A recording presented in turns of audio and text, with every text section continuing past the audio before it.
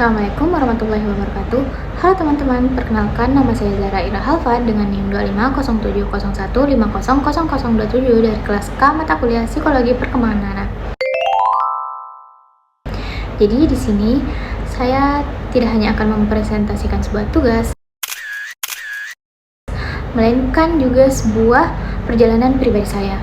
Saya akan mengajak kalian semua untuk melihat bagaimana perjalanan pribadi saya mulai dari rahim hingga duduk di bangku sekolah dasar. Harapan saya dalam membuat video ini adalah untuk memahami bagaimana perjalanan hidup saya membuat diri saya yang sekarang.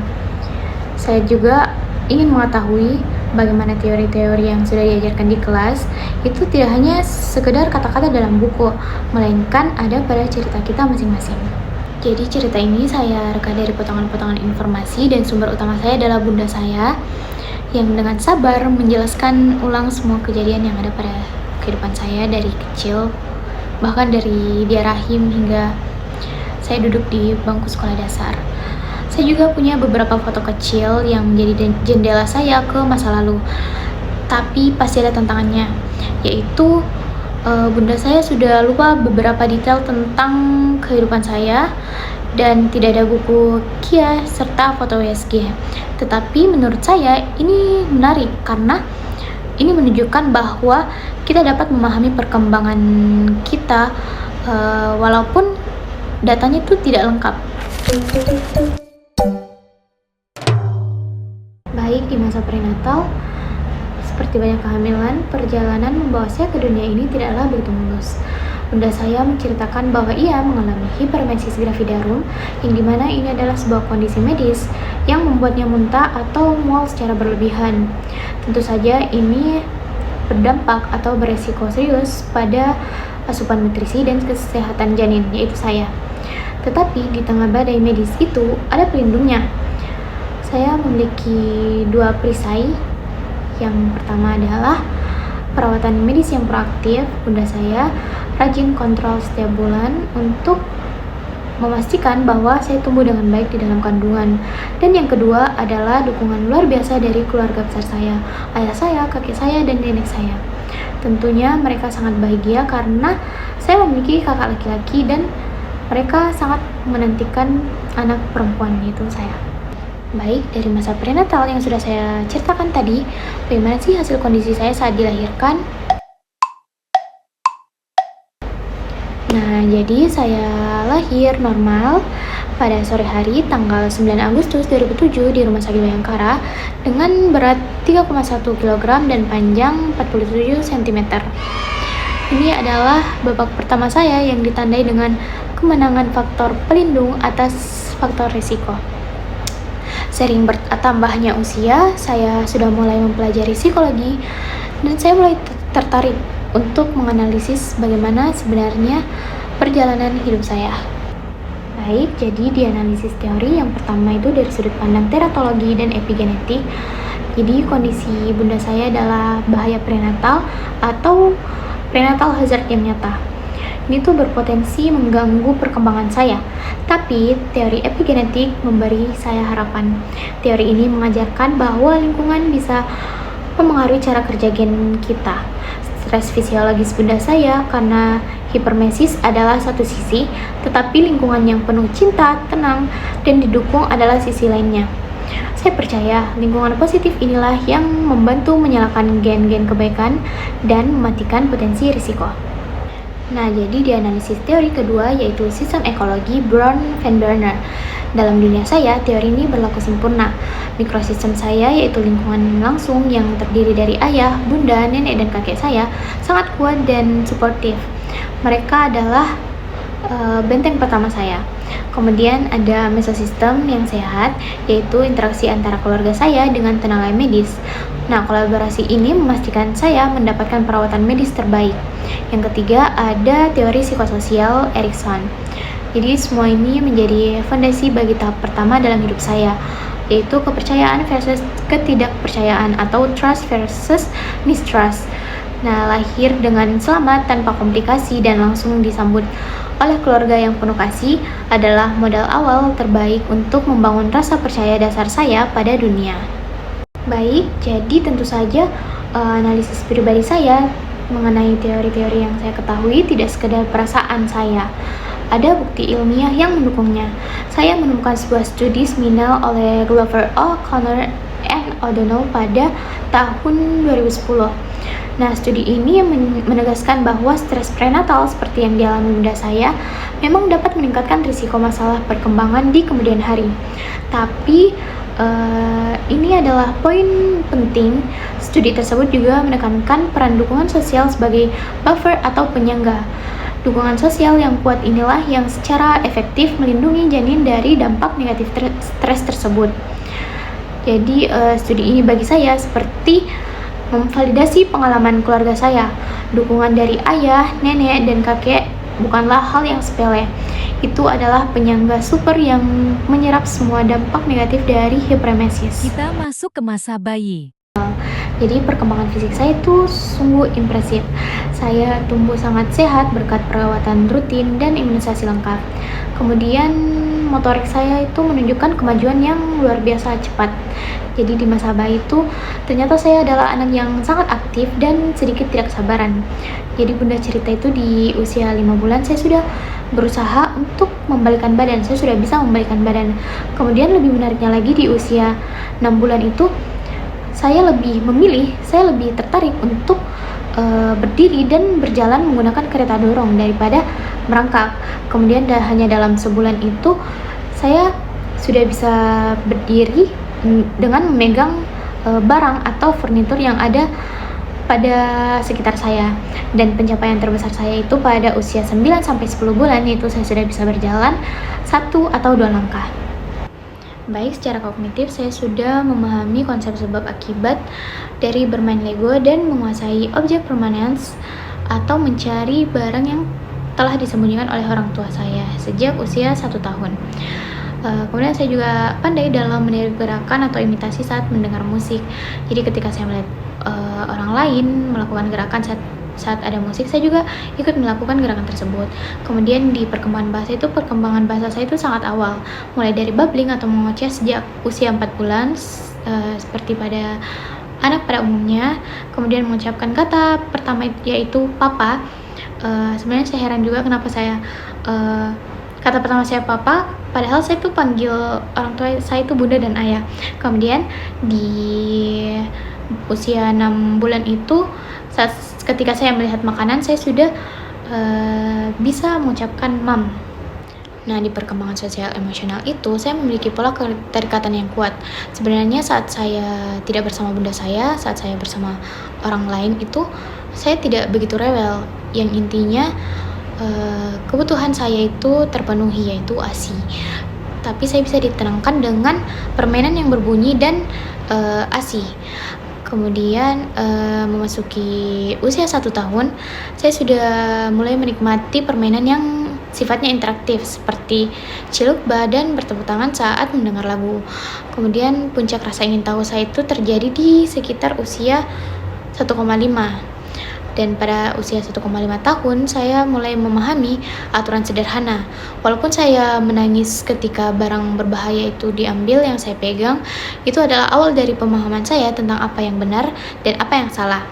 Kemudian di usia 2 tahun itu, saya sudah menjadi sangat aktif secara sosial. Saya senang sekali bermain dengan sepupu saya dan mencoba ikut keluar saat ada orang yang beranjak keluar rumah.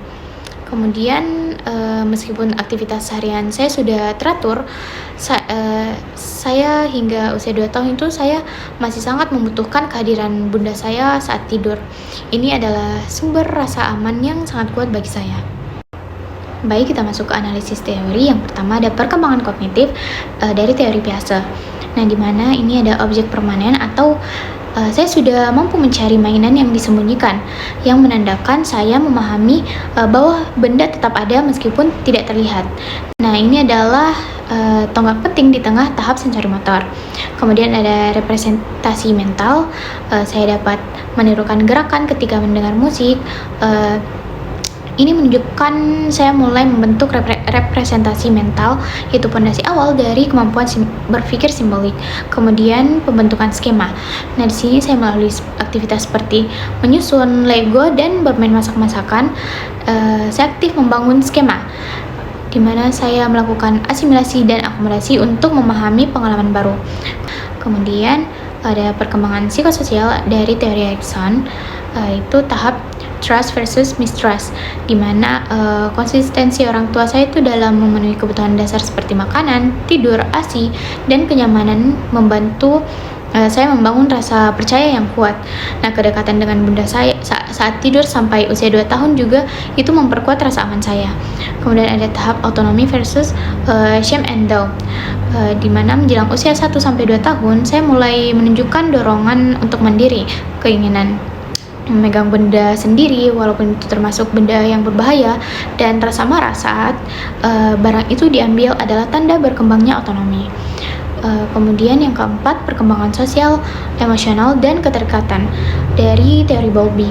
Nah, di mana saya menunjukkan pola secure attachment dengan bunda. Bunda saya itu menjadi secure base yang membuat saya percaya diri mengeksplorasi lingkungan. Jadi ketika ditinggal, saya memang kadang rewel, tetapi saya dapat kembali tenang karena saya percaya kalau bunda saya akan kembali dan memenuhi kebutuhan saya.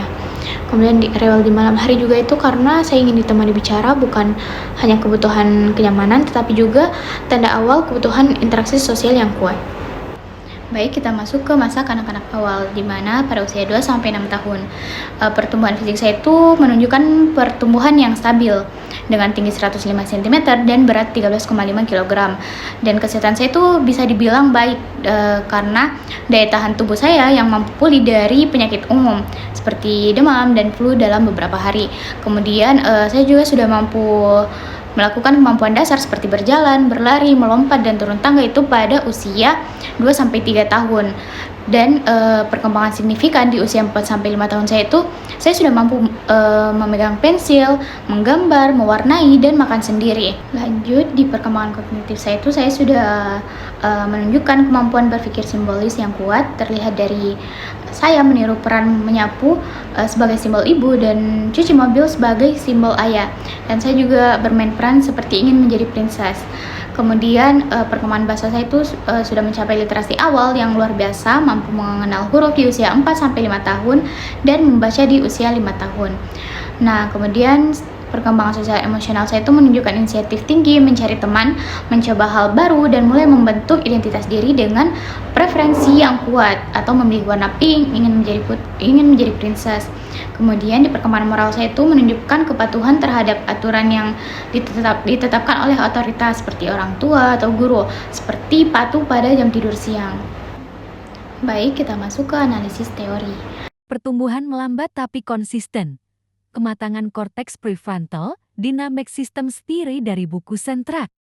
Teori Piaget di dalam perkembangan kognitif. Jadi saya berada pada tahap praoperasional dari usia 2-7 tahun, di mana perilaku saya meniru peran dan main simbolis seperti sapu sebagai simbol peran ibu dan cuci mobil sebagai simbol peran ayah, di mana ini ciri utama fungsi simbolis. Kemudian ada teori psikososial dari Erikson, di mana perilaku mencari teman dan mencoba hal baru adalah manifestasi dari tahap inisiatif versus rasa bersalah. Nah, inisiatif saya itu mencari teman baru atau mencoba hal baru. Kemudian rasa bersalah saya itu kadang saya merasa bersalah jika saya telah dimarahi oleh orang tua saya, dan saya juga takut dihukum atas kesalahan saya sendiri. Selain itu, Vygotsky juga menjelaskan bahwa literasi dan peniruan peran adalah hasil dari pembelajaran sosial dan scaffolding dari orang tua atau guru saya.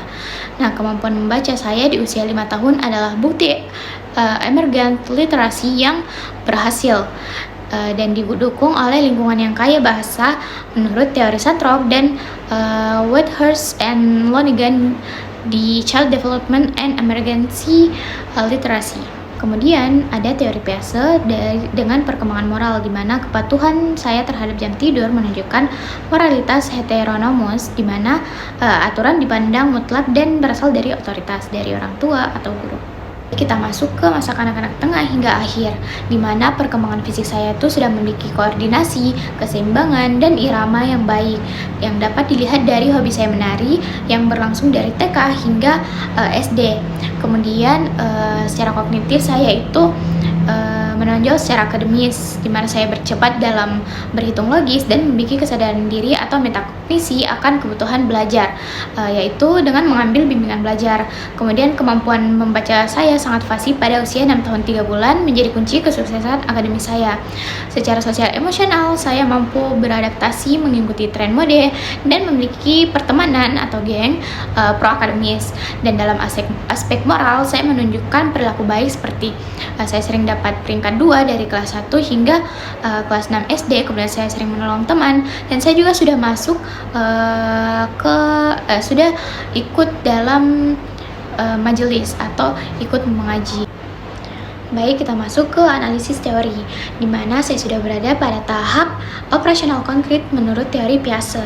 Nah, yaitu kecepatan berhitung saya adalah contoh sempurna dari penerapan operasi logis pada masalah konkret, yang merupakan ciri khas dari tahap operasional konkret. Kemudian penguasaan bahasa yang baik menjadi fondasi literasi untuk kesuksesan akademis saya menurut buku Santrop. Nah, kemudian secara sosial emosional, saya memiliki minat pada tren mode dan pergaulan mencerminkan pengembangan konsep diri yang semakin kompleks dan dipengaruhi oleh perbandingan sosial dengan teman sebaya. Dalam perkembangan moral, saya memiliki perilaku baik seperti menolong teman dan mendapat peringkat tertinggi yang cenderung berada pada orientasi atau bisa disebut anak baik, yaitu nana baik dari tingkat konvensional menurut teori Kohlberg, yang didorong oleh keinginan saya untuk mendapatkan penerimaan dan pujian. Kepada bunda, ayah, nenek, dan kakek, saya mengucapkan terima kasih yang tak terhingga atas waktu, ingatan, dan cinta yang telah kalian bagikan. Kisah-kisah ini bukan sekedar data, tetapi bukti nyata dari kasih sayang yang konsisten dan dukungan tak tergoyahkan. Dukungan emosional yang bunda terima saat hiperemesis gravidarum dan keberadaan ayah, nenek, dan kakek saya saat lahir adalah faktor pelindung terkuat dalam hidup saya. Kalian telah membangun fondasi trust dan secure attachment yang membentuk Zahra hari ini. Terima kasih telah menjadi sistem ekologi terbaik bagi perkembangan saya.